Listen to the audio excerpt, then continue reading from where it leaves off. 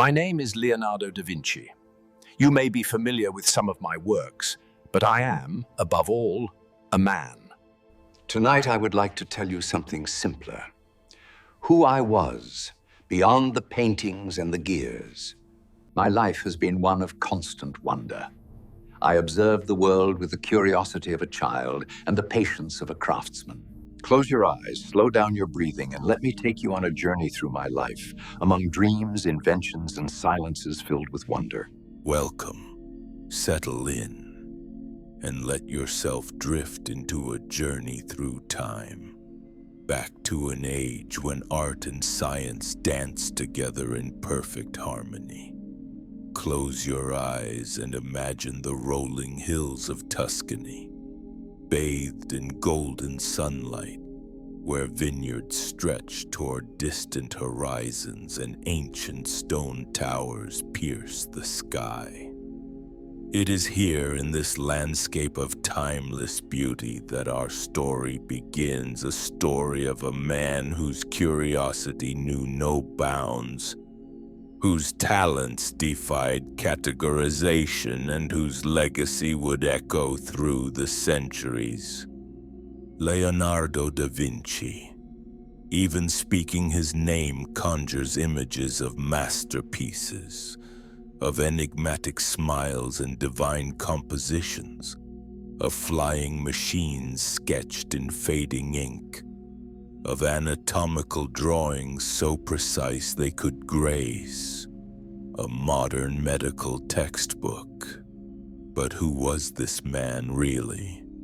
Not the marble statue of genius we've erected in our collective imagination, but the living, breathing human being who walked the cobblestone streets of Renaissance Italy, who felt the morning sun on his face, who struggled with unfinished projects and unrealistic dreams.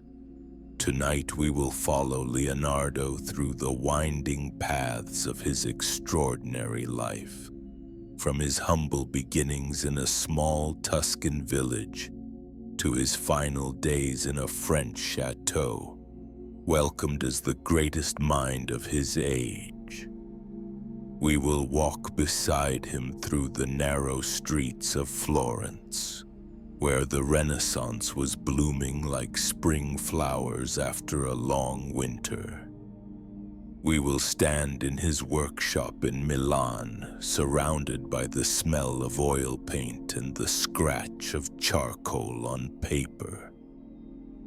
We will peer over his shoulder as his hand moves across the page, capturing the mysteries of the human body, the mechanics of flight, the play of light on water. This is not just a story of paintings and inventions, though there are plenty of those.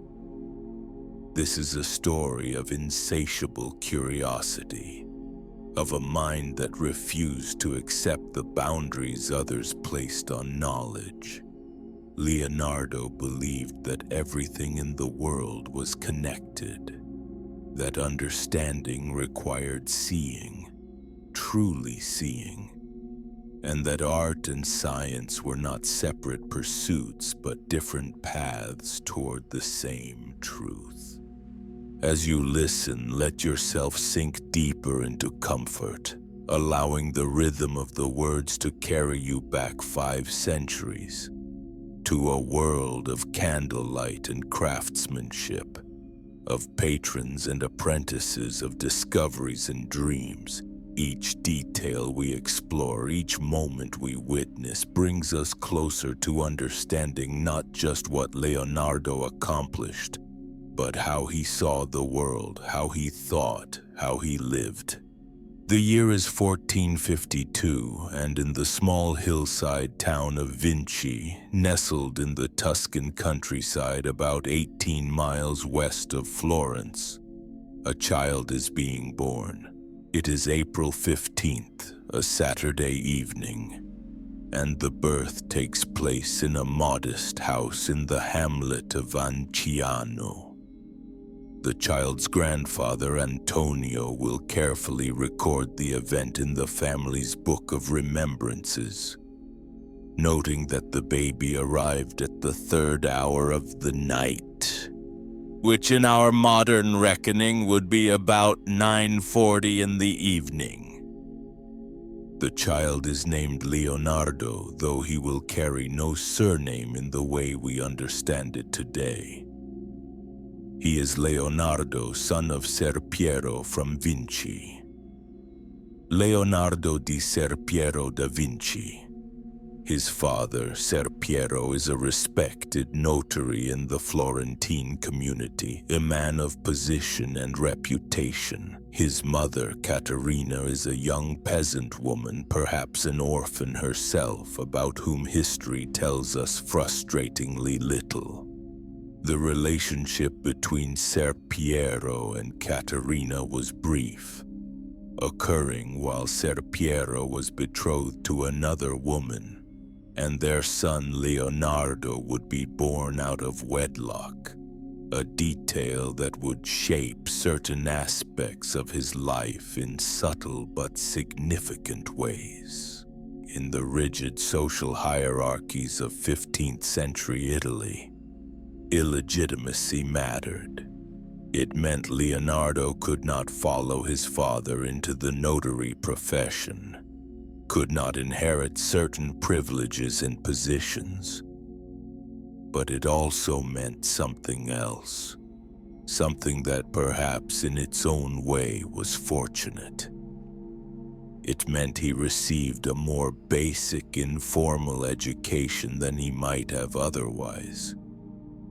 While the sons of legitimate unions studied Latin and classical texts in formal schools, young Leonardo learned to read and write in the vernacular Italian, picked up basic arithmetic, and spent much of his time simply observing the world around him. The first 5 years of Leonardo's life were spent in Anciano with his mother Caterina. Imagine the young boy, barely more than a toddler, exploring the countryside that would forever shape his vision of the natural world. The hills of Tuscany rolled away in every direction, covered in olive groves and vineyards. Streams cut through rocky valleys, birds wheeled overhead in complex patterns.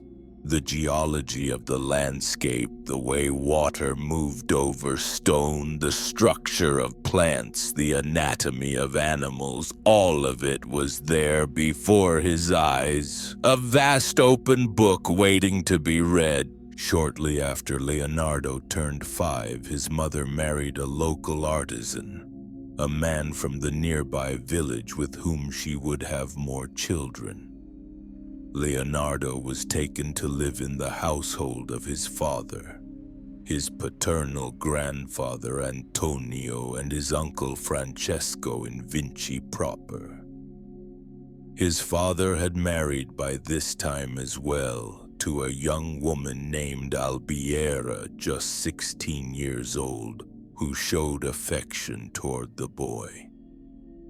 The household also included his grandmother Lucia. One particular memory from these early years would stay with Leonardo throughout his life.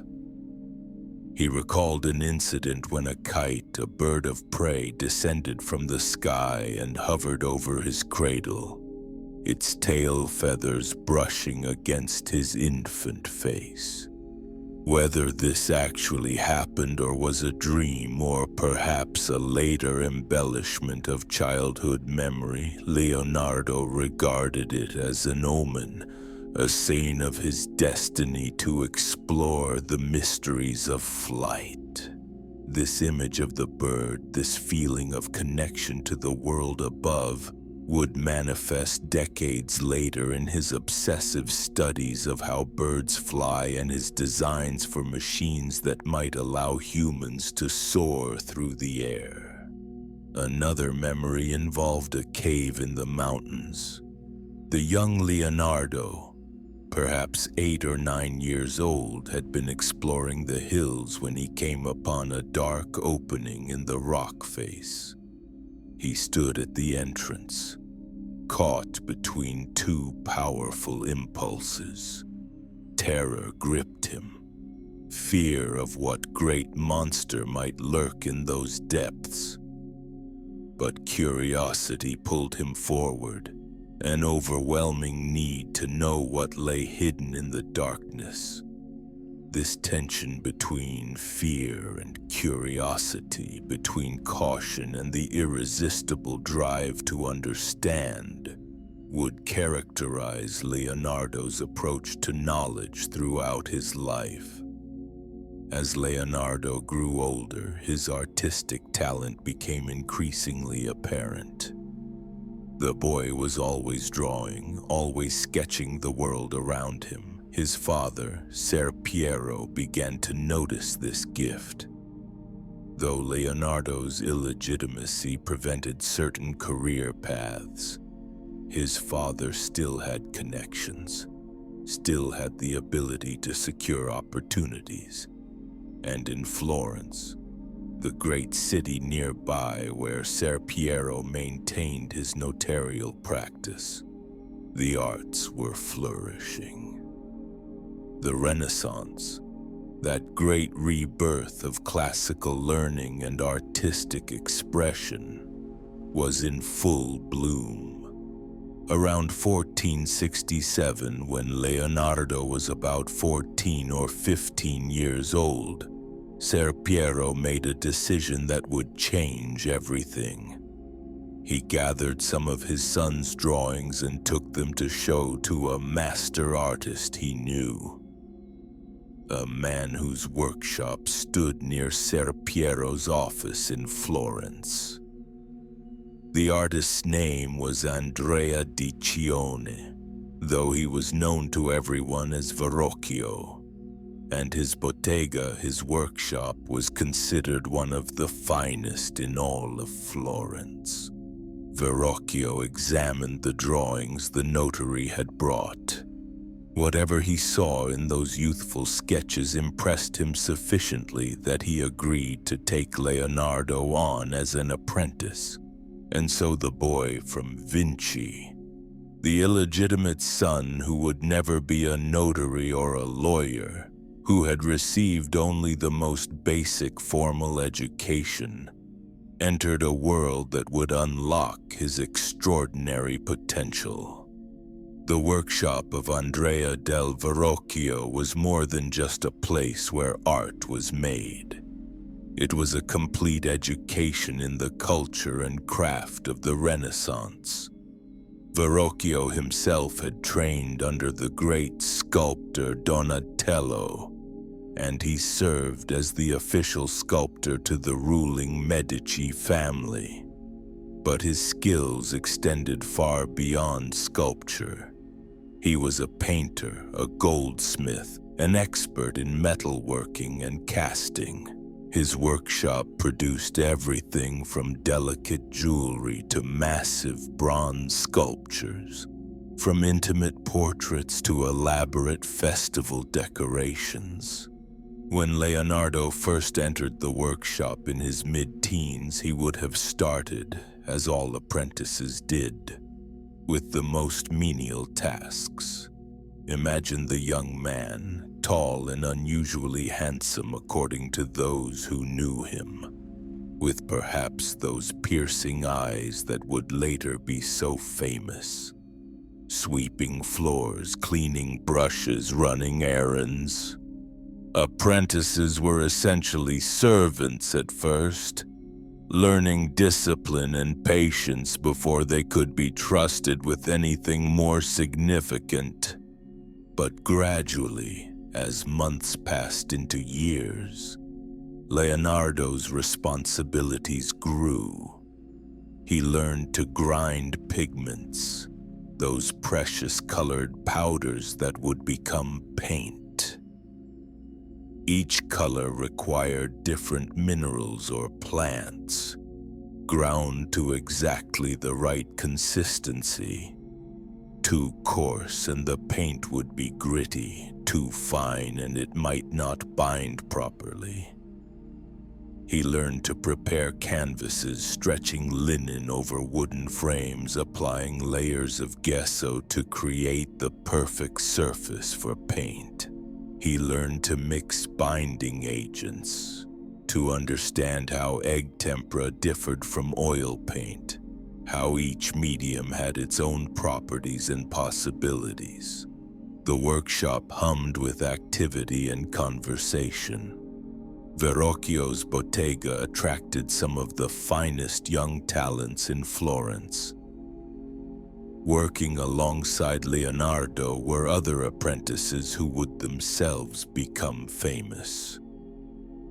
Sandro Botticelli, whose graceful Madonnas and mythological scenes would define an aesthetic ideal. Pietro Perugino, who would later teach Raphael. Domenico Ghirlandaio, Lorenzo di Credi. These young men learned together, competed with each other, pushed one another toward excellence. But Verrocchio's workshop offered more than just technical training. The workshop had a library, unusual for an artisan's studio. Books were expensive, laboriously copied by hand, but Verrocchio owned several, and Leonardo devoured them. In those volumes he encountered ideas about proportion and perspective, about the nature of light and shadow, about mathematics and geometry. The workshop also welcomed visitors, intellectuals, and humanists who gathered to discuss philosophy and debate ideas. Florence in the 1460s and 70s was alive with intellectual ferment, and Verrocchio's workshop sat at one of its vital centers. Leonardo learned painting, of course, but he also learned sculpture, studying how to work in clay and bronze and stone.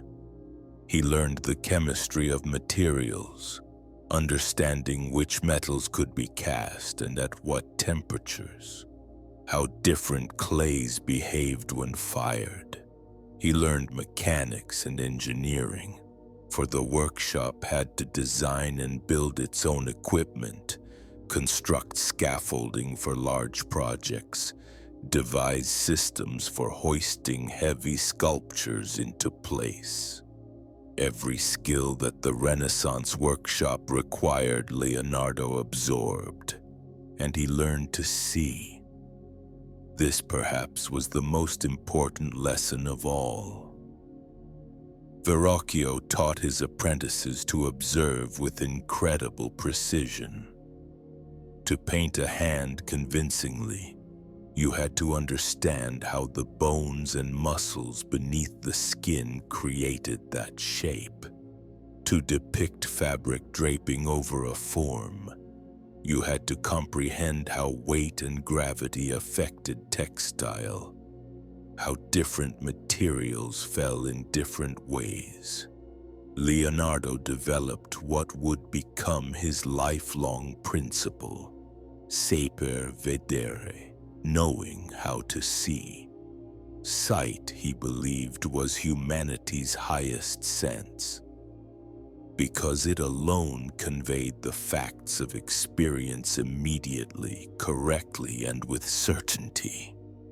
The evidence of Leonardo's rapid development as an artist emerged in a painting that Verrocchio was working on, a commission called the Baptism of Christ.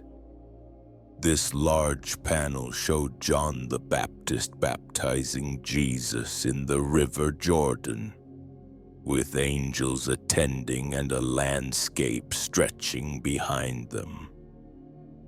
As was common practice, the master assigned different parts of the composition to different assistants based on their abilities. According to Giorgio Vasari, the 16th century artist and biographer who would later write about Leonardo's life, Verrocchio gave the young Leonardo the task of painting one of the angels on the left side of the composition. Leonardo painted this angel with such skill, such delicacy and grace that it far surpassed not only the other angel but much of Verrocchio's own work on the painting. The face of Leonardo's angel glows with an ethereal beauty. The curls of hair are rendered with incredible subtlety. The drapery falls in soft, natural folds. Vasari claims that when Verrocchio saw what his apprentice had accomplished, he was so struck by the superiority of Leonardo's work that he put down his brushes and swore never to paint again.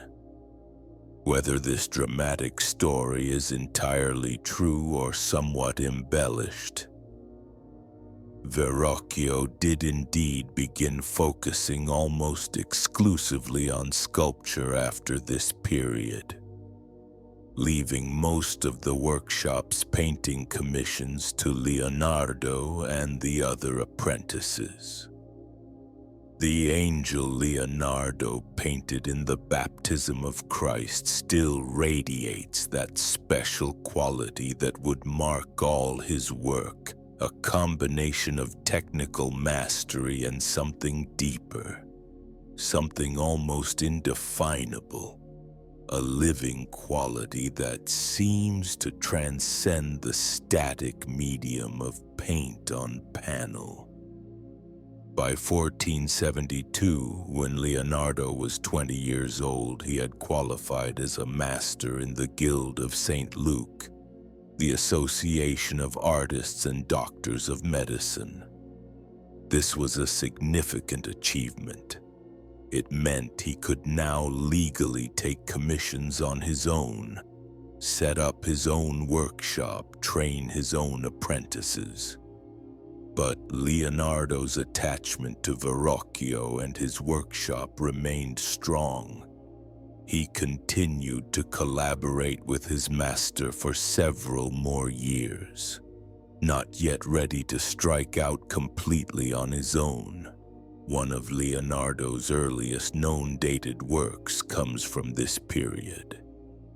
It's a landscape drawing done in pen and ink, showing a view of the Arno River Valley from above as if seen by a bird in flight. The date on the drawing reads August 5th, 1473. The drawing is remarkable not just for its technical skill but for its approach. Leonardo wasn't interested in creating an idealized or symbolic landscape. He wanted to capture exactly what the land looked like, the way the hills rose and fell, the path of the river, the vegetation covering the slopes. This commitment to accurate observation, to understanding the true nature of things rather than relying on convention or tradition, would guide all of Leonardo's work in art and in science. Throughout the 1470s, Leonardo continued to develop as an artist in Florence. He worked on various commissions, though records from this period are somewhat incomplete. He created sketches and studies, filling pages with observations and experiments. He began to explore perspective in depth, learning not just the mathematical rules for creating the illusion of three-dimensional space on a two-dimensional surface, but also what he would later call aerial perspective, the way that distance affects how we see things, how objects far away appear hazier and bluer than those nearby. During this time, Leonardo was also absorbing the culture of Florence under the rule of Lorenzo de' Medici, known as Lorenzo the Magnificent. The Medici were the most powerful banking family in Europe, and they used their wealth to become great patrons of the arts. Lorenzo surrounded himself with artists, poets, philosophers, and musicians. He organized elaborate public festivals that filled the streets with pageantry and celebration.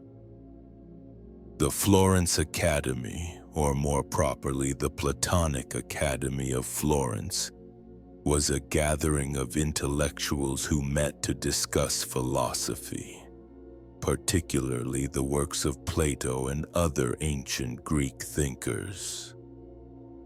Leonardo participated in this vibrant cultural scene, though as a craftsman rather than a scholar.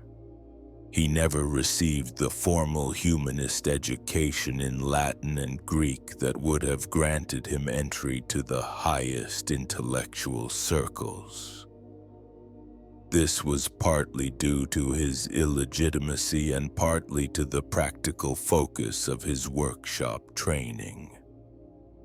Later in life, Leonardo would teach himself Latin, recognizing gaps in his education, but he would always approach knowledge more through observation and experiment than through classical texts.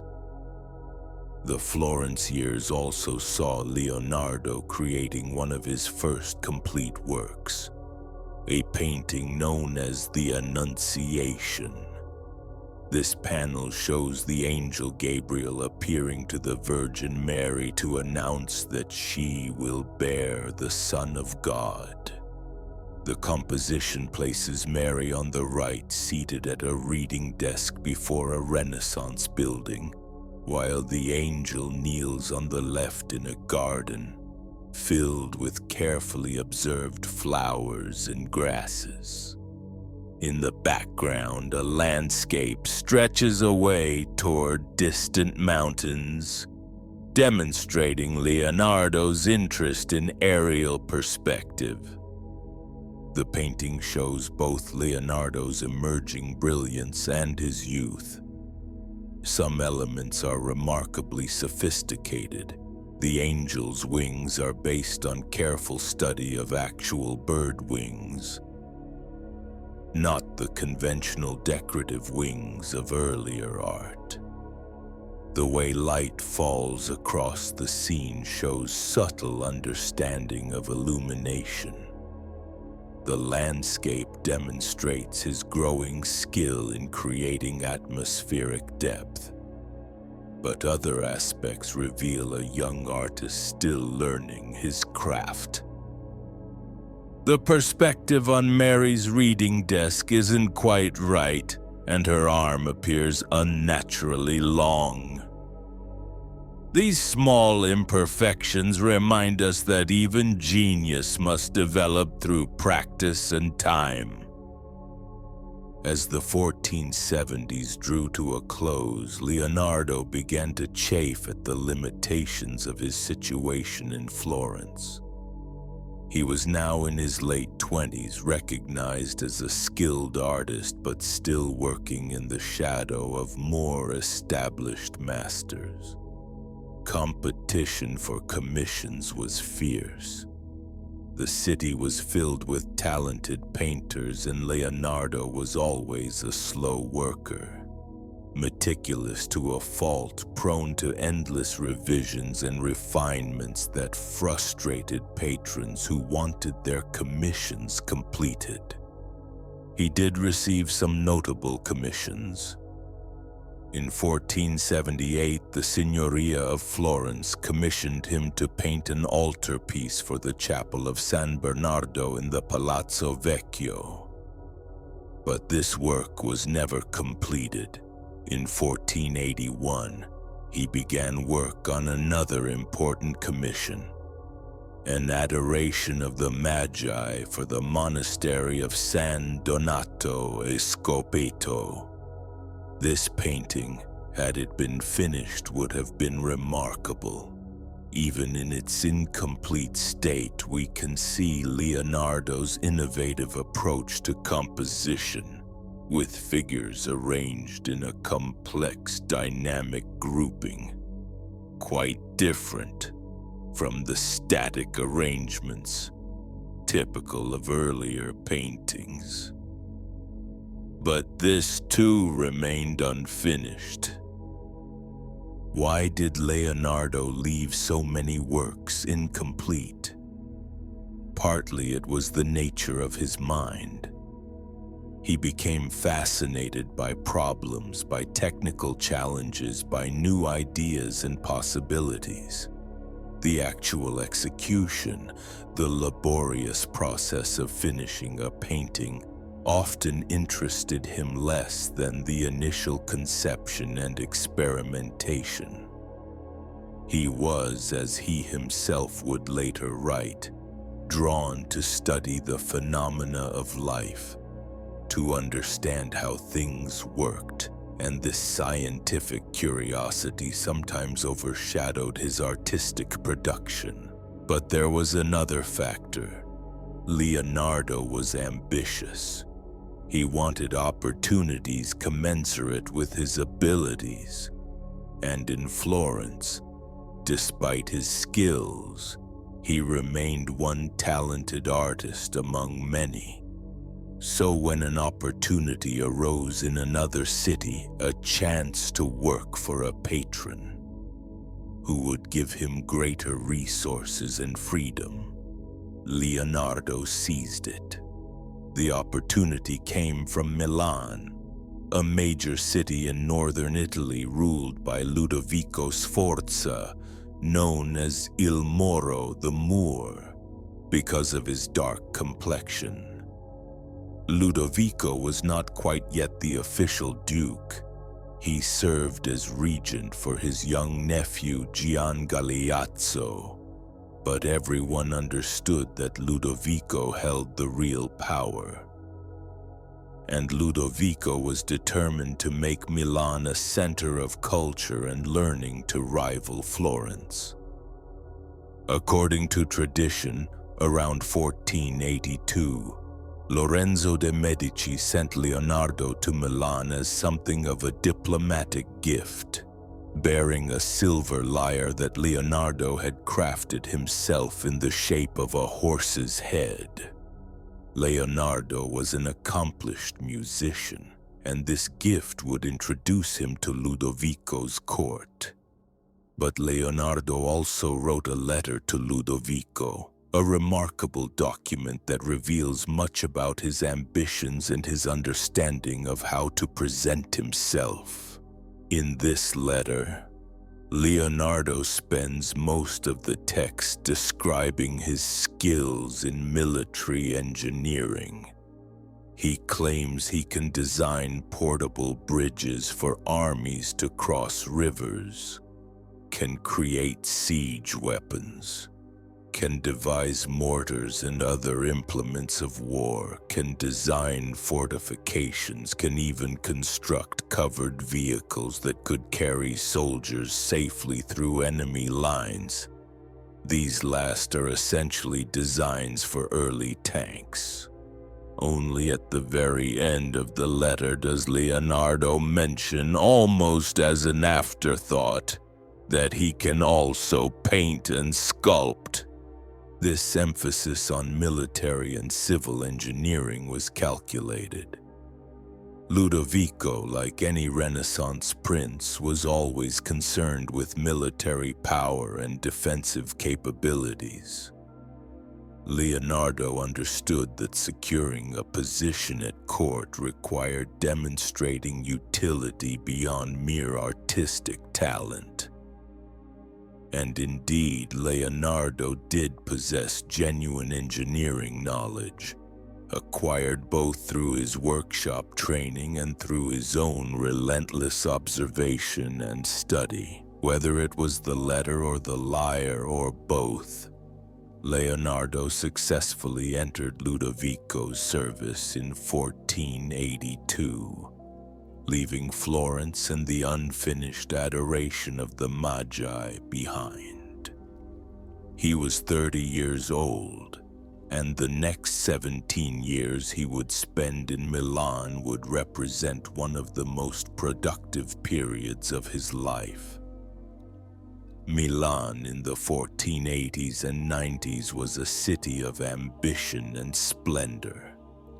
Ludovico Sforza, though technically only regent until 1494 when he officially became duke, ruled with absolute authority. He married Beatrice d'Este in 1491, a beautiful and cultured woman from Ferrara, and together they presided over a court that glittered with talent.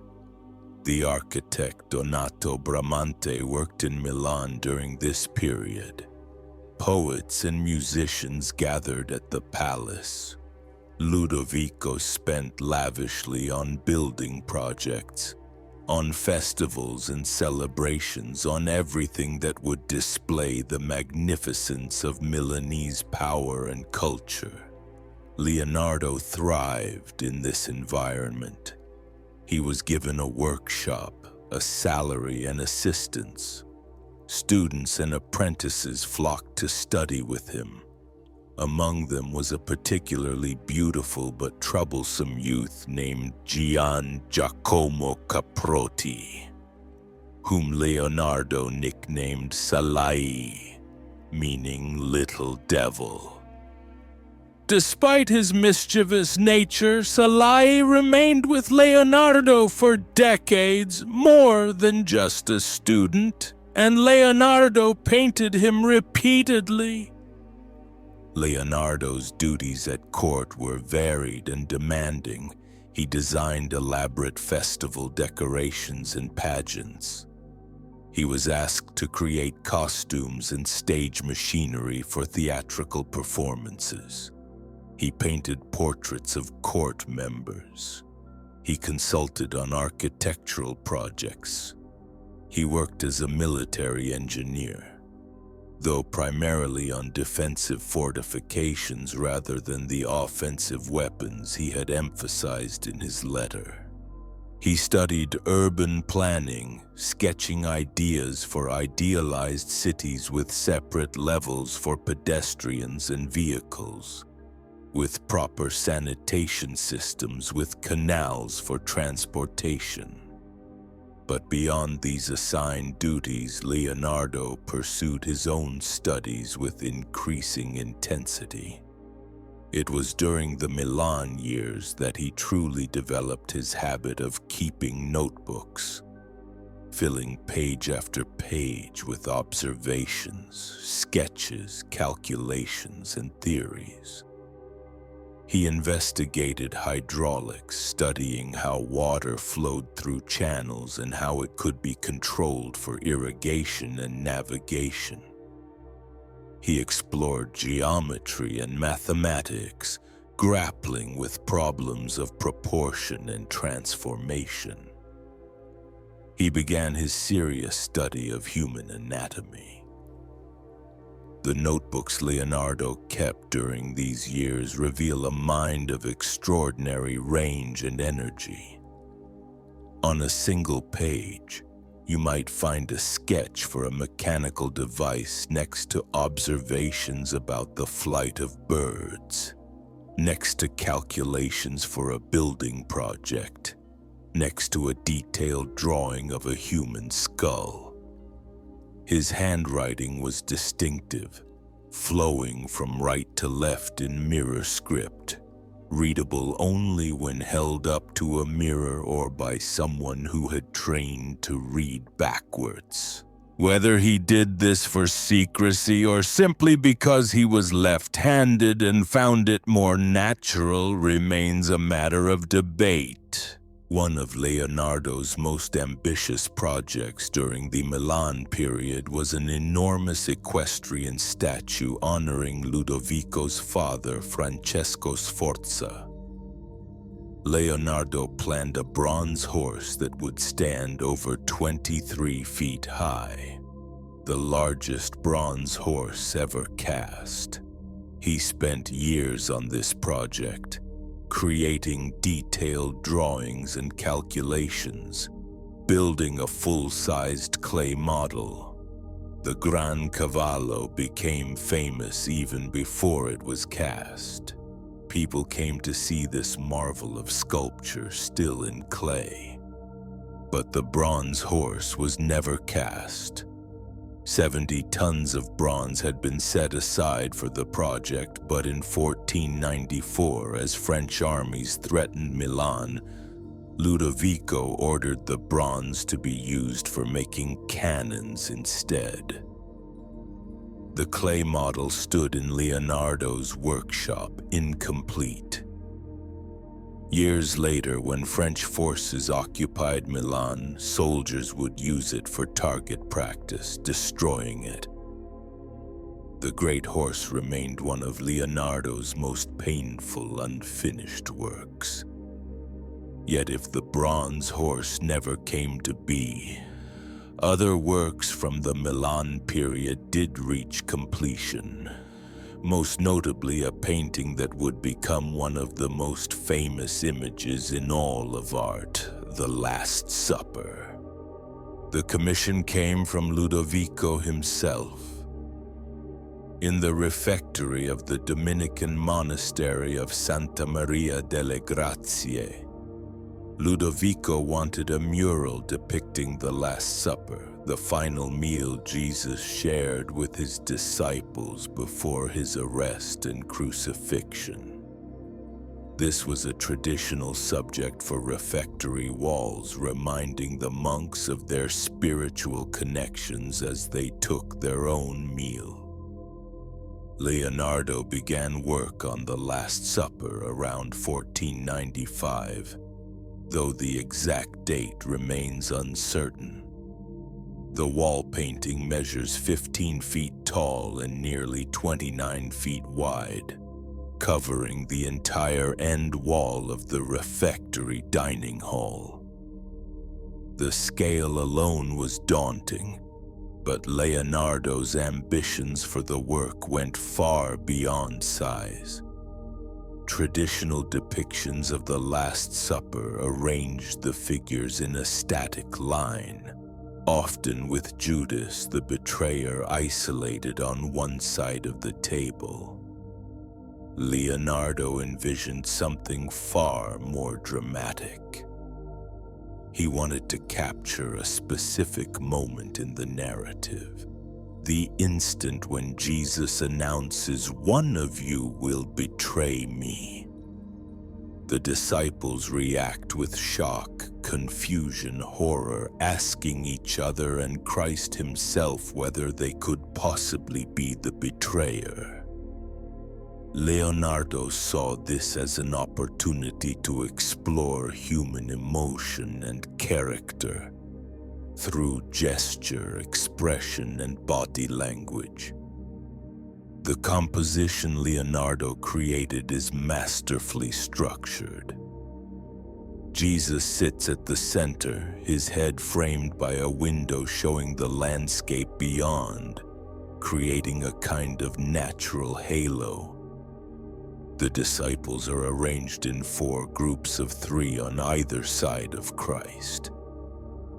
Each figure has a distinct personality and reaction. Some lean forward in shock, others pull back in dismay, some speak urgently to their neighbors, one reaches for a knife. The architectural setting creates perfect linear perspective, with all the lines leading the viewer's eye toward Jesus at the vanishing point. But achieving this vision presented enormous technical challenges. Traditional fresco painting required working on wet plaster, painting quickly before the plaster dried. This technique didn't allow for the careful revision and refinement that Leonardo preferred. So he experimented with a different approach. using tempera paint on dry plaster that he had prepared with a special ground of his own invention.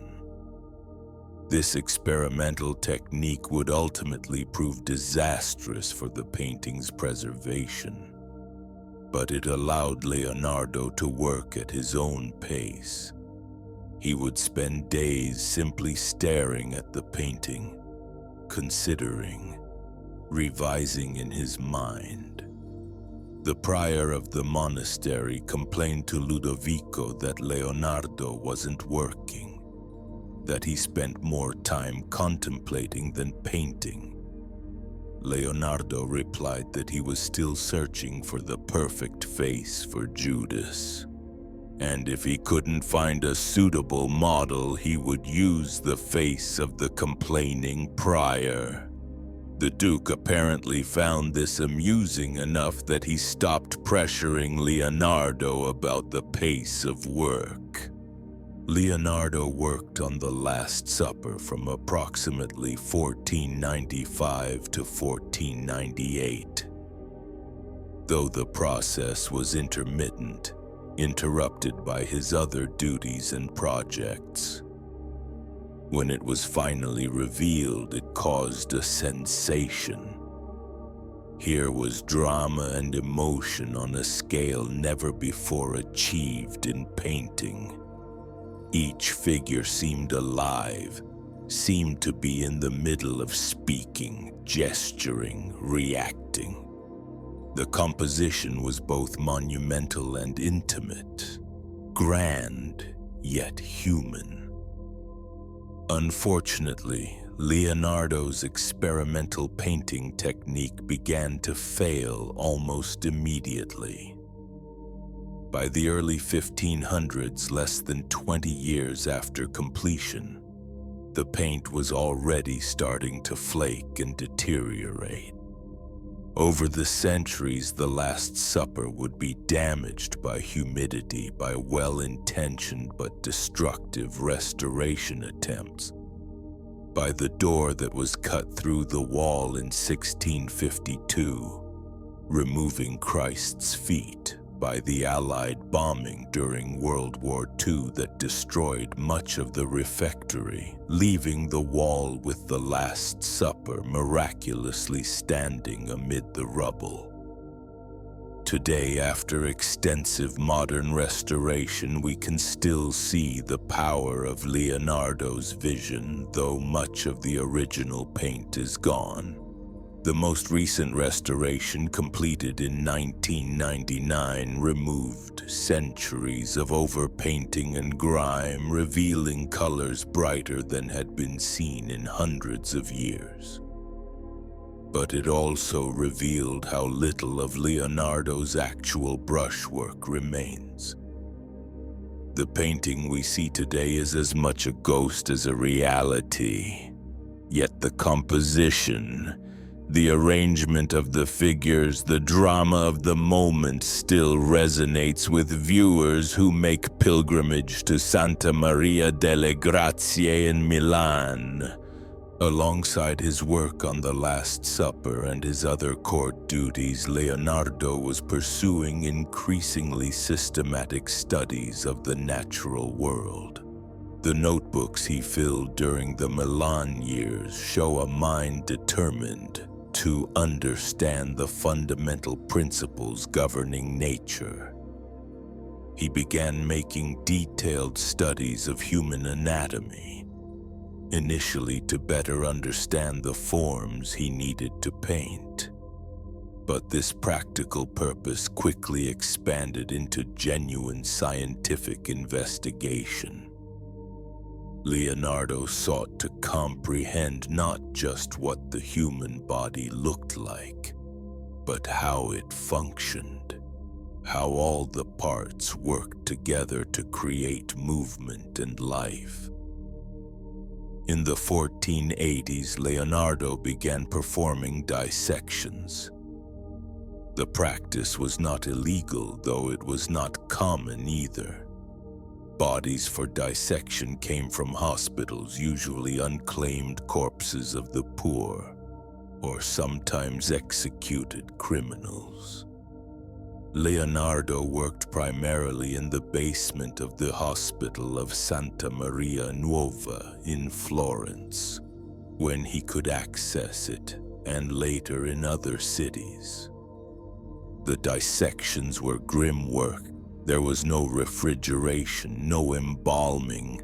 The bodies decomposed rapidly, especially in warm weather, filling the air with terrible smells. Leonardo worked by candlelight, often through the night, cutting away layers of tissue, examining bones and muscles, tracing the paths of nerves and blood vessels. He needed to work quickly before decay made further examination impossible.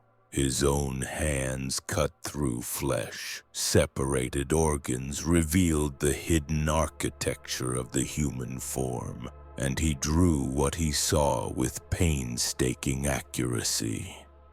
Leonardo's anatomical drawings represent a revolution in medical illustration. Before Leonardo, anatomical images were crude, schematic, often based more on tradition and assumption than on actual observation. Leonardo drew what was actually there with incredible precision and beauty. He developed innovative illustration techniques. He showed structures from multiple angles as if rotating around them to see every side.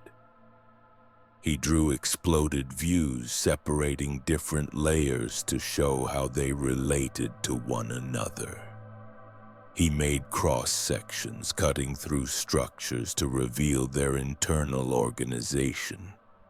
These techniques, which seem natural to us because we're used to technical drawings and computer-aided design, were pioneering innovations in Leonardo's time. One of the most famous incidents in Leonardo's anatomical studies occurred around 1506 or 1507. Leonardo was visiting the Hospital of Santa Maria Nuova in Florence when he encountered an old man who claimed to be over 100 years old. Leonardo spoke with this man, who told him he felt no bodily complaint except weakness. That very night, the old man died peacefully in his bed.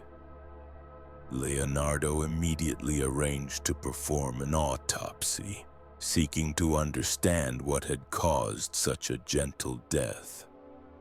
In examining the body, Leonardo made remarkably accurate observations. He noted that the blood vessels were hardened and narrowed, particularly those leading to the heart. He compared this with the dissection of a young child, finding the child's vessels flexible and wide. Leonardo was describing arteriosclerosis, the hardening and narrowing of arteries that often accompanies aging. His observations were centuries ahead of medical understanding of cardiovascular disease. During the winter of 1510 to 1511, Leonardo worked alongside Marcantonio della Torre, a young professor of anatomy at the University of Pavia. This collaboration was tremendously productive. Marcantonio provided Leonardo with regular access to human cadavers and the collegial atmosphere of medical study. Leonardo drew and documented at a furious pace, filling sheets with his observations of the skeletal system, the muscular system, the internal organs. Leonardo dissected more than 30 human bodies over his lifetime, as well as many animals, horses, cows, bears, birds, and monkeys. His anatomical drawings covered nearly every system of the body. He studied the bones of the foot, comparing human structure to that of bears, the only large animal that walks on the soles of its feet as humans do. He made detailed drawings of the skull, sectioning it to show the cavities and the relationship of different parts. He examined the eye, trying to understand how vision worked. He studied the heart and its valves, making observations about the circulation of blood that predated William Harvey's famous work by more than a century. He was particularly interested in the mechanics of the body. How did muscles create movement? How did tendons transfer force from muscle to bone? He drew the muscles of the shoulder and arm in layer after layer, showing their origins and insertions, the way they worked together or opposed each other. He studied the spine, understanding its structure of interlocking vertebrae and the discs that cushioned them. Leonardo approached anatomy not just as an artist seeking to paint the body more accurately, though that remained important to him. He approached it as an engineer might study a machine, trying to understand how all the parts functioned together, how the whole system operated. He called the human body the subtle ingenuity of nature. But not all of Leonardo's anatomical work was entirely accurate. When he couldn't observe something directly, he sometimes filled in gaps with received tradition or speculation. His drawings of the reproductive system, for instance, show influences from ancient theories that he had read but couldn't verify through dissection. His understanding of the nervous system and brain function, limited by the tools available to him, included ideas we now know to be wrong, yet the overall achievement remains stunning. Had Leonardo published his anatomical studies, they would have transformed medical knowledge, but he never did. The drawings remained in his notebooks, seen only by a few close associates and students. After his death, his pupil Francesco Melzi inherited the notebooks with the intention of publishing them. But this never happened in Melzi's lifetime. The anatomical drawings were scattered, separated, lost, and only gradually rediscovered over subsequent centuries. It would be several hundred years before the full extent of Leonardo's anatomical knowledge became known. While he studied anatomy, Leonardo was also pursuing countless other investigations. His curiosity seemed boundless, his energy for observation and documentation inexhaustible.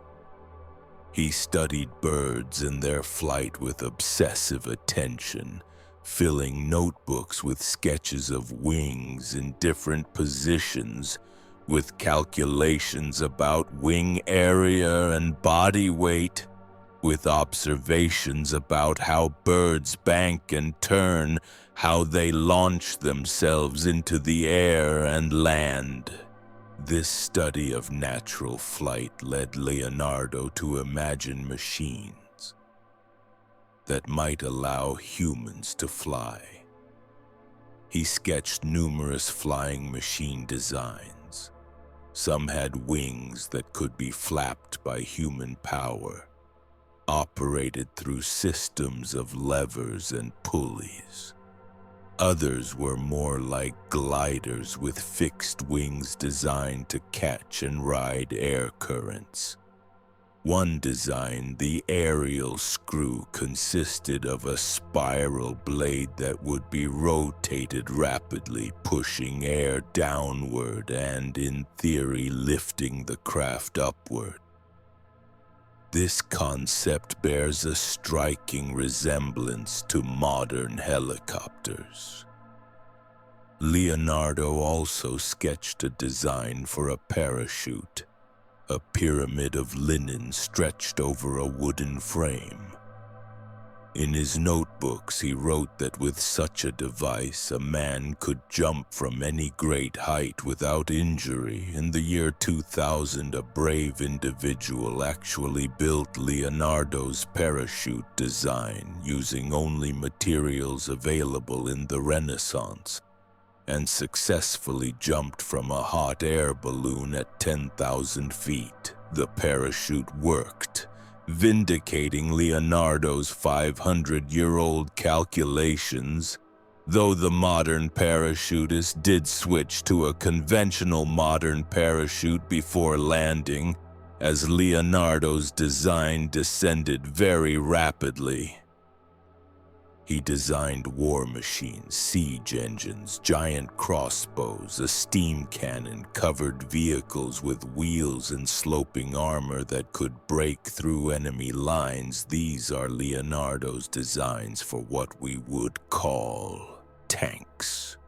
Whether these military inventions could actually have been built and would have functioned is debatable, but they demonstrate Leonardo's ability to envision mechanical solutions to practical problems. He studied water obsessively. How did it flow? What patterns did it make? How could it be controlled and channeled? He drew water flowing over obstacles, creating spirals and eddies. He designed systems for irrigating fields, for creating fountains, for controlling flooding. He sketched plans for constructing locks on canals, mechanisms that would allow boats to navigate between different water levels. Some of his lock designs were actually built and are still in use today. He investigated the principles of mechanics, understanding how levers and gears, pulleys and screws could amplify force or change the direction of motion. He designed construction equipment, mining machinery, textile production tools. He was interested in how things worked, in the fundamental principles that govern mechanical action. Leonardo even designed mechanical automata, moving figures driven by hidden clockwork mechanisms. He created a mechanical lion for King Francis I of France. This lion could walk forward, then rear up on its hind legs and open its chest to reveal a bouquet of lilies, the symbol of France. The kings and courtiers who witnessed this marvel were astounded. All of this investigation, this endless observation and documentation, was guided by Leonardo's fundamental belief in the unity of knowledge. He saw no division between art and science, between theoretical understanding and practical application. Everything was connected. To paint a landscape properly, you needed to understand geology and botany. To depict water convincingly, you had to comprehend fluid dynamics. To show the human body, you required anatomical knowledge. And all of this observation and understanding flowed both ways. The artist's trained eye for seeing, for capturing subtle variations of form and color, made you a better scientist. The scientific understanding of underlying structures and principles made you a better artist. This integration of art and science This refusal to accept artificial boundaries between disciplines was the essence of Leonardo's genius. He was, in the truest sense, a Renaissance man, though he lived this ideal more completely than perhaps anyone else in history. The late 1490s in Milan were eventful and increasingly unstable. Ludovico Sforza's nephew Gian Galeazzo, the legitimate duke, died in 1494 under suspicious circumstances that pointed toward Ludovico's involvement. Shortly after, Ludovico officially became Duke of Milan, having his position legitimized by the Holy Roman Emperor Maximilian I in exchange for a massive payment, and the hand of his niece Bianca Maria in marriage. But Ludovico's political maneuvering was creating dangerous enemies. In his quest for power, he had invited French intervention in Italian affairs, encouraging King Charles VIII of France to invade Italy to pursue his claim to the Kingdom of Naples. This invitation would have terrible consequences. When Charles VIII died and was succeeded by Louis XII, the new French king had his own claim to Milan through his grandmother, and unlike Charles, Louis was prepared to pursue it aggressively. In 1499, French armies invaded Milan. Ludovico fled the city, his magnificent court dissolved. The years of splendor and patronage came to a sudden end. Leonardo, along with other court members, had to leave Milan and seek new situations. Leonardo was 47 years old. The most productive 17 years of his life had just ended.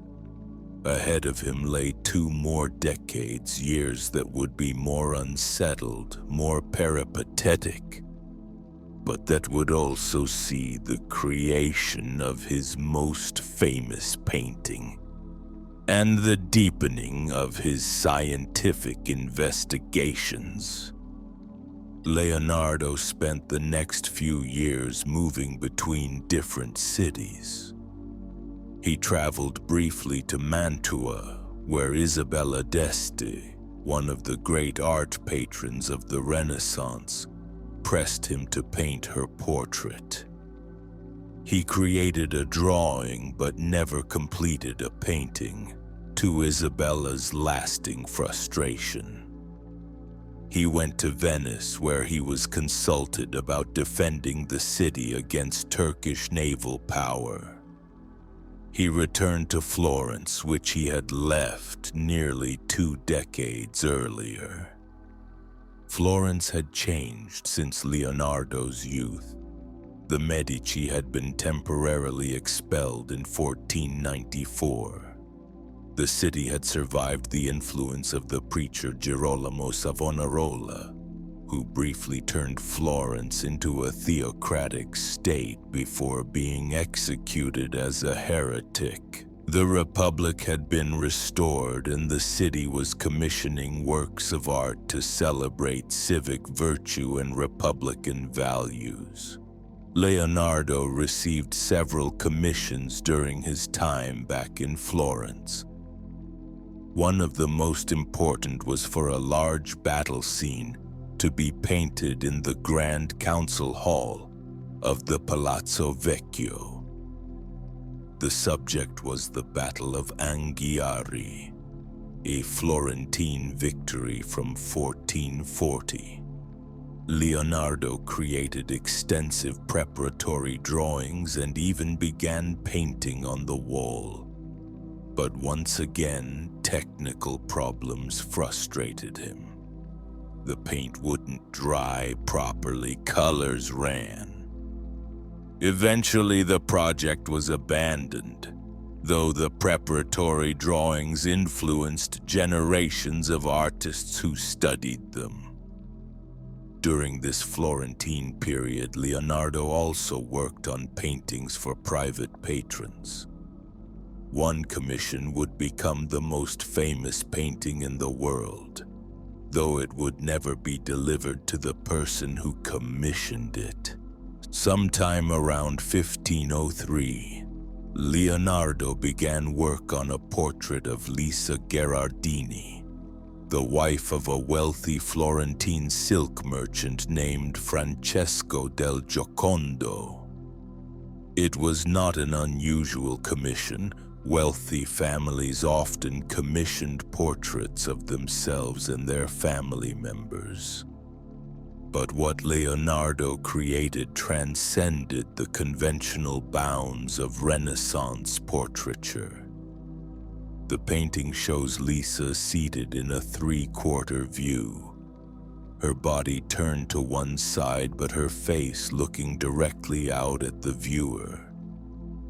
Her hands are folded one over the other in her lap. She wears simple, dark clothing, no jewelry, nothing ostentatious. A sheer veil covers her hair. Behind her, a fantastical landscape stretches away with winding paths and distant mountains, a river or stream visible on both sides, though at slightly different levels, suggesting either the passage of time or the panoramic sweep of a wide vista.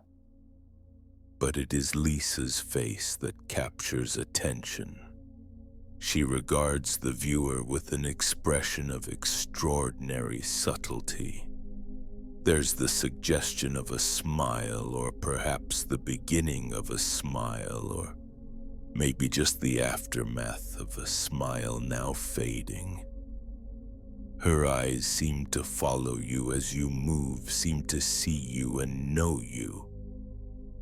There's intelligence there, perhaps amusement, certainly a deep sense of presence. Leonardo achieved this effect through multiple techniques. He used sfumato, a method of painting that creates soft, almost imperceptible transitions between tones, building up translucent layers of paint so thin that individual brushstrokes disappear. This technique makes the edges of forms seem to melt into shadow, just as we see in reality, not as hard lines but as gradual shifts from light to dark. He spent years on this painting, working on it intermittently over possibly more than a decade. He carried it with him from Florence to Milan, to Rome, eventually to France. He never stopped refining it, adding glazes, adjusting tones, seeking that perfect balance that would capture not just Lisa's appearance, but something essential about her character, her humanity. Why did Leonardo never deliver this painting to Francesco del Giocondo, who had commissioned it? We don't know for certain. Perhaps Leonardo felt it was not finished, though he himself would die and the painting would still be in his possession. Perhaps he had grown too attached to it, too invested in what it represented of his artistic ideals. Perhaps Del Giocondo never fully paid for it, and Leonardo kept it in lieu of payment. Or perhaps Leonardo saw in this painting something more significant than just another commissioned portrait, saw it as a culmination of his artistic philosophy and wanted to keep it with him. Whatever the reason, the painting, later known as the Mona Lisa, or La Gioconda in Italian, or La Joconde in French, became Leonardo's constant companion. When he went to France in his final years, he brought 3 paintings with him. The Mona Lisa was one of them, but we're getting ahead of ourselves. After his time in Florence, Leonardo's travels continued. He spent time in Cesena, working briefly as a military engineer for Cesare Borgia, the ruthless commander who served as the model for Machiavelli's The Prince. Leonardo designed fortifications and mapped territories with extraordinary precision, his maps showing a level of accuracy and detail unusual for the time. He returned to Florence again, then went back to Milan when the city came under French control, this time serving the French governor Charles d'Amboise, rather than Ludovico Sforza. Charles was a good patron, protective of Leonardo, giving him salary and a home to live in. It was during this second Milan period that Leonardo adopted a young aristocrat named Francesco Melzi as his pupil and effectively his son. Francesco came from a good family, had living parents who could support him, but they saw Leonardo as offering their son incomparable education and opportunity.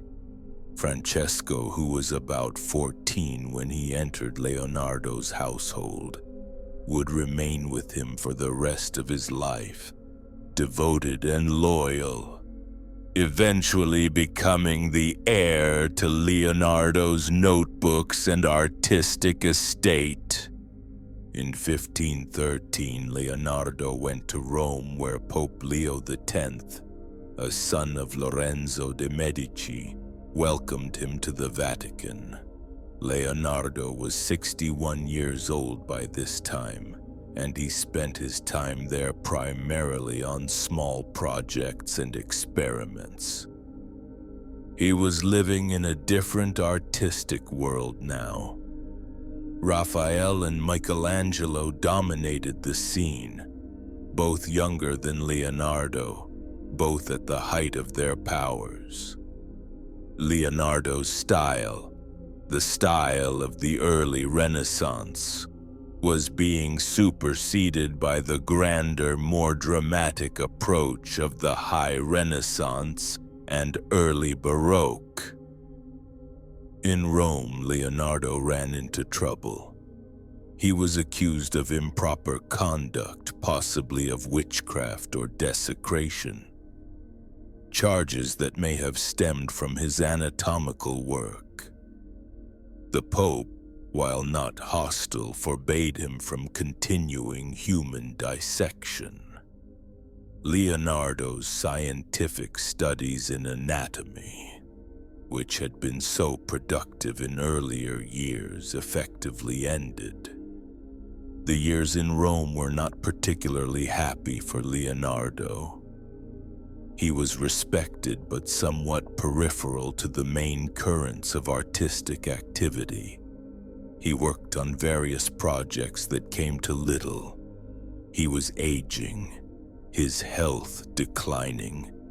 His right hand was becoming partially paralyzed, perhaps from a stroke, making it difficult to paint, though he could still draw with his left hand, and continued to write in his notebooks.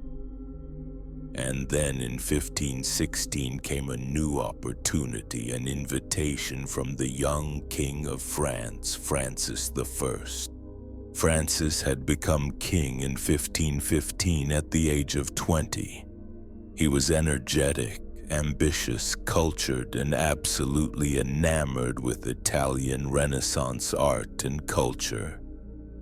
After conquering Milan in 1515, Francis had seen Leonardo's work, particularly The Last Supper, and been tremendously impressed. He wanted the greatest Italian artists to come to France and bring the Renaissance across the Alps. Francis offered Leonardo an extraordinary position. He would be premier painter, engineer, and architect to the king.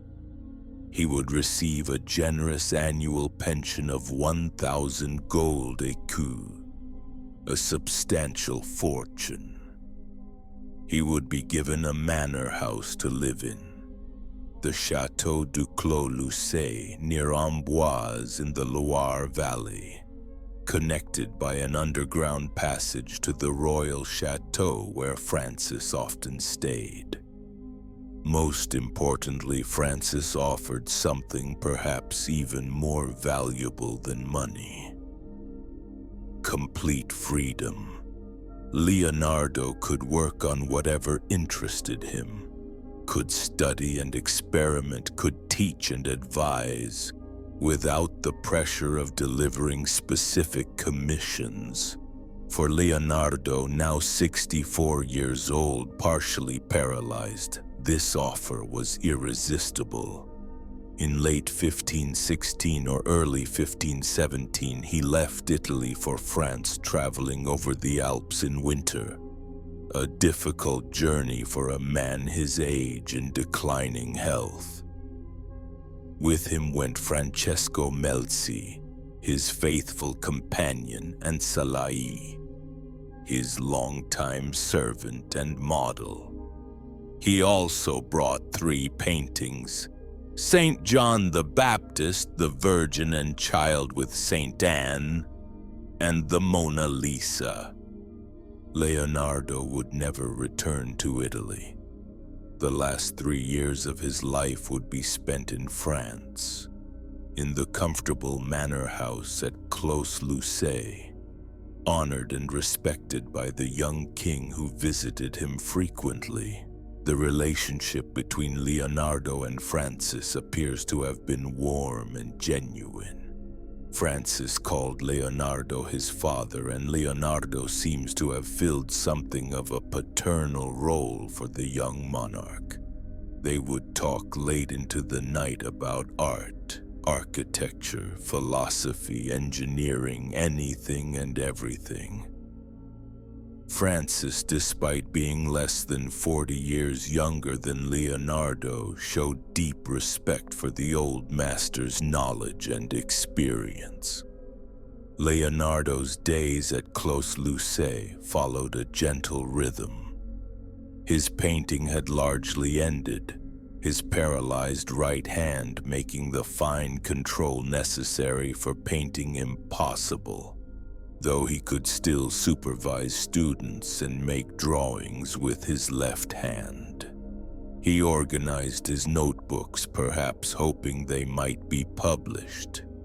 He sketched designs for Francis's architectural projects, grand plans for a new royal residence, for canal systems that would connect different regions of France. He continued to observe and think.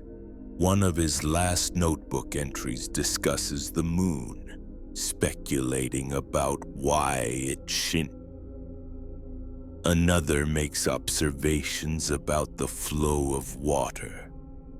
His mind remained active and curious even as his body weakened. Leonardo also designed one final automaton for Francis, the mechanical lion we mentioned earlier. This lion could walk forward on its own power, then rear up and open its chest to reveal lilies, the symbol of the French royal house. Sources tell us Francis and his court were amazed by this device, though the actual mechanism has not survived, leaving us to imagine how Leonardo achieved this effect. In the spring of 1519, Leonardo's health deteriorated significantly. On April 23rd, he made his will, clearly sensing that his time was short. He left most of his property to Melzi, who had been like a son to him. He made provisions for Salai and for servants. He requested masses to be said for his soul, and he bequeathed all of his notebooks and drawings, hundreds of thousands of pages of observations and studies to Melzi, hoping these would be published and preserved. On May 2nd, 1519, Leonardo da Vinci died in his rooms at Clos Lucé. He was 67 years old. Francesco Melzi was with him at the end, along with servants and friends. Giorgio Vasari, writing 3 decades later, claimed that King Francis himself was present at Leonardo's death. That the king rushed to Clos Lucé when he heard Leonardo was dying and held the master's head in his arms as he breathed his last. This romantic story has been immortalized in paintings and has become part of Leonardo's legend, however. Historical records suggest Francis was elsewhere that day, attending to affairs of state, and was likely not present at the actual moment of death. Still, the story captures an emotional truth: the deep respect and affection between the young king and the aging genius, the symbolic passing of Renaissance culture from Italy to France. Leonardo was buried initially in the chapel of Saint Florentin at the royal chateau of Amboise. During the French Revolution, the chapel was largely destroyed and Leonardo's grave was lost. In the 19th century, bones were discovered during excavations and were declared to be Leonardo's, though this identification is uncertain. Today, a marker at Amboise commemorates Leonardo as being buried there, though the exact location of his remains is unknown. What Leonardo left behind was not so much a collection of finished works.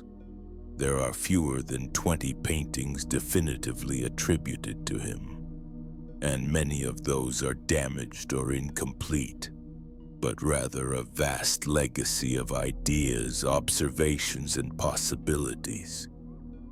The notebooks, those thousands of pages filled with mirror writing and meticulously detailed drawings, scattered after Leonardo's death.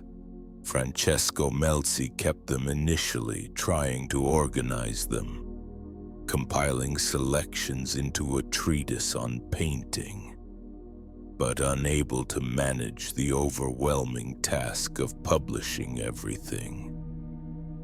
After Melzi's death in 1570, the notebooks passed to his heirs, who didn't fully appreciate their value.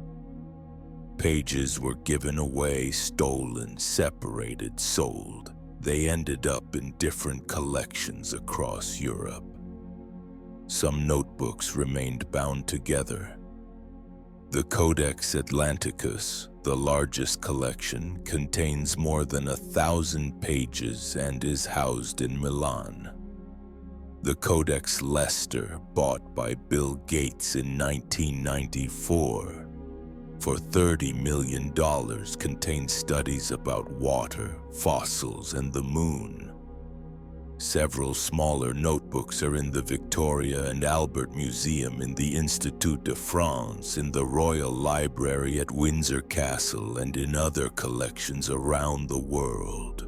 Only gradually over centuries did scholars begin to realize the extraordinary scope of Leonardo's investigations. His anatomical studies, when they were finally published and studied, revealed how far ahead of his time he had been in understanding human physiology. His mechanical designs inspired later inventors. His approach to observation and documentation, his insistence on understanding principles rather than just accepting received wisdom, contributed to the development of modern scientific method. In art, Leonardo's influence was immediate and profound. Every artist who came after him had to reckon with what he had achieved. His mastery of sfumato, his understanding of how to depict the subtleties of light and shadow, his approaches to composition and perspective became part of the standard vocabulary of Western art. The Mona Lisa, which King Francis acquired after Leonardo's death and which eventually became part of the Louvre's collection, grew over centuries to become the most famous painting in the world. Her enigmatic smile reproduced countless times, becoming one of the most recognizable images in human culture. But perhaps Leonardo's greatest legacy is not any specific discovery or invention or artwork. It is the example he set, the way he approached knowledge and creation. Leonardo believed that everything worth understanding could be understood through careful observation and reasoned thought. He believed that art and science were not separate domains but complementary ways of understanding the same reality. He believed that the world was fundamentally knowable, that patient study and careful documentation would reveal its secrets. This attitude, this stance toward knowledge, is fundamentally modern. It's the attitude that would eventually lead to the scientific revolution, to the Enlightenment, to the modern world with all its discoveries and technologies. Leonardo didn't cause these developments by himself. He was one figure among many in the Renaissance, and most of his work wasn't known during his lifetime or for centuries after. But he embodied perhaps more completely than anyone else that shift from medieval acceptance of authority to Renaissance observation and inquiry. When we look at Leonardo's work today, when we page through reproductions of his notebooks or stand in front of the Mona Lisa at the Louvre, or gaze up at the Last Supper in Milan, we're seeing the products of a mind that refused to accept boundaries. Leonardo didn't think, "I am a painter, so anatomy is not my concern," or "I am an artist, so engineering is beyond my scope." He thought, "I want to understand. I want to see how things work. I want to capture the truth of the world." That insatiable curiosity, that joy in discovery, that commitment to really seeing, those are gifts Leonardo offers us across 5 centuries. In a world that often encourages specialization, that divides knowledge into separate boxes, that treats art and science as opposite poles, Leonardo reminds us of another possibility. He shows us that a single human mind, given curiosity and time and patience, can range across vast territories of knowledge, can make connections between seemingly disparate fields, can create works of lasting beauty while advancing human understanding. Leonardo died more than 500 years ago, but his influence continues. Every time someone approaches a problem with the attitude that observation and experiment can reveal truth, every time an artist studies anatomy or an engineer appreciates beauty, every time someone refuses to accept that different kinds of knowledge must remain separate, Leonardo's spirit is present. And so we end our journey through his life, from that April evening in Vinci when a child was born out of wedlock to a peasant woman and a notary, to the May morning in France when an old man died honored and respected by kings. The journey between those 2 points traced an arc of extraordinary achievement, of paintings that still move viewers to tears, of drawings that still astound with their precision and beauty, of ideas that still inspire and illuminate. Before you drift off to sleep tonight, perhaps think about Leonardo's example. Think about approaching the world with fresh eyes, really seeing what's in front of you rather than what you expect to see. Think about following curiosity wherever it leads, about not limiting yourself to one narrow specialty, but allowing your interest to range freely. Think about the joy of understanding, the satisfaction of figuring out how something works, the pleasure of capturing a moment of beauty. Leonardo would want us not just to admire what he did, but to do it ourselves in our own ways, with our own talents, in our own time. To observe, to question, to create, to never stop learning, to see the connections between things, to find wonder in the world. And on that note, as your own day ends and you prepare for sleep, let Leonardo's spirit of curiosity and creation accompany you into dreams. Perhaps tonight you'll dream of flying machines soaring over Tuscan hills, of angels with knowing smiles, of water flowing in perfect spirals, of all the beautiful mysteries waiting to be discovered. Sleep well, and remember, the world is full of wonders for those who take the time to truly see. If you've enjoyed this journey through Leonardo da Vinci's life, please consider liking this video and subscribing to our channel. We have many more historical stories to share, each one an invitation to explore the past and find inspiration for the present. Thank you for listening, and until next time, may your dreams be peaceful and your curiosity never-ending.